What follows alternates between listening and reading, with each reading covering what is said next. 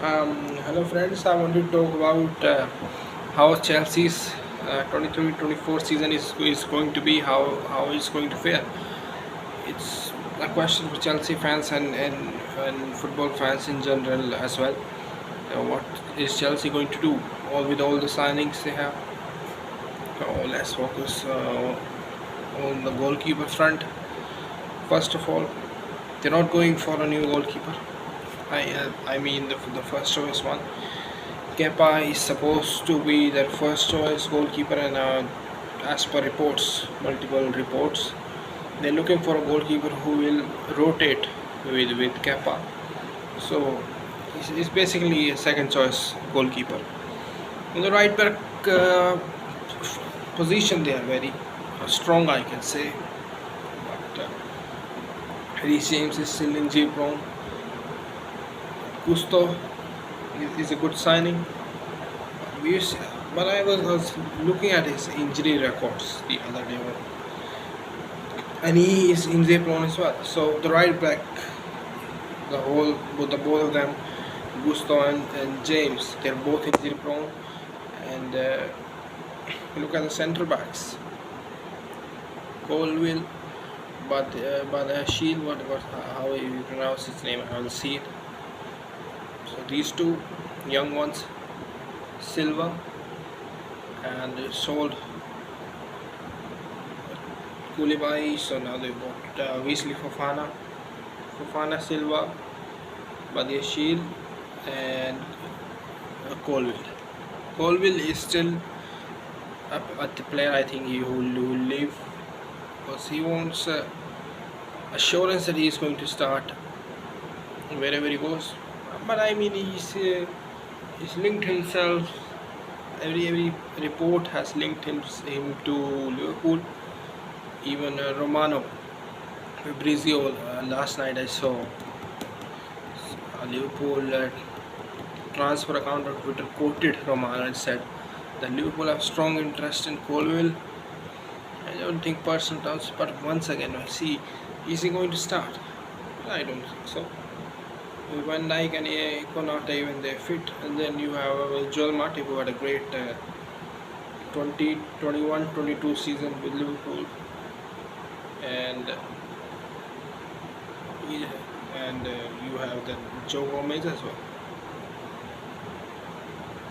and so he's not going to start in Liverpool. So if I have to give an advice to Cole, like it's the best if he stays at Chelsea. There's a good chance that he starts the season with Silva or Fofana. Yeah, but Badiashile and Silva on the bench. Maybe first of all, if we're going with experience, maybe he starts with Silva because Fofana, he's not convinced me. Fofana has not convinced me. I think Colville and Silva is the best partnership of centre backs Chelsea can go with. Also, the left back, they had Chilwell. The whole Chilwell was there. Kukurea. There are no reports that Kukurea is going to leave Chelsea, but he has underperformed. And he's basically a wing back. So Chilwell is injury prone again. There are lots of things to see. The whole back line, there is problems.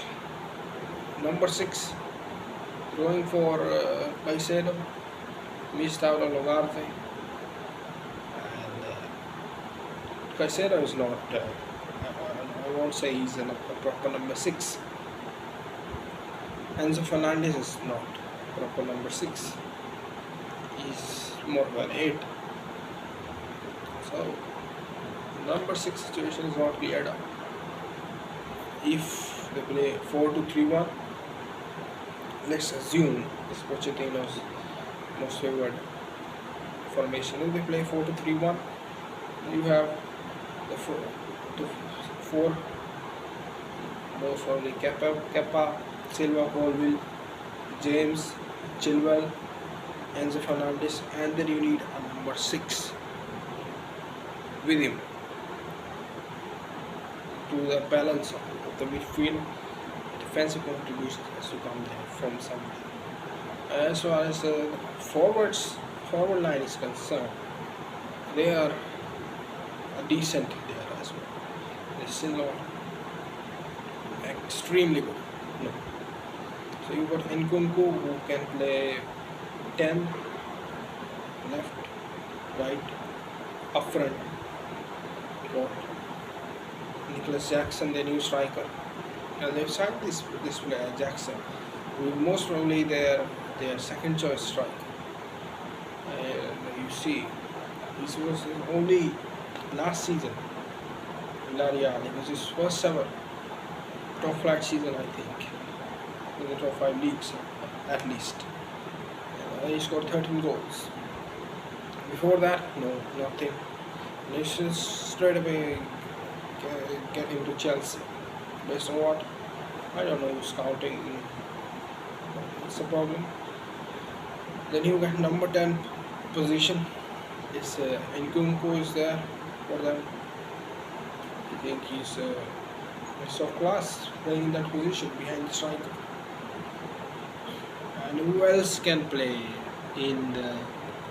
They have the Dybala thing. Dybala is another player who can play up front, behind, or on the right side. I guess this signing could do. Ask 10 million, but yesterday Dybala said that he will stay at Roma and they were training tomorrow or something. So I think for Nkunku's backup, who do they have? I don't think they have anyone. So they need that player as well. I mean, it can be a risk going in with Jackson, who's just started doing this thing, and with a player who can play in 2 or 3 positions. Dybala and Jackson is still a decent one, but then Dybala is injury prone once again. And Nkunku is great signing. And Nkunku is on the left hand side they have Mudryk and Sterling. On the right hand side they've got Madueke. Who else? They not sold Hakim Ziyech.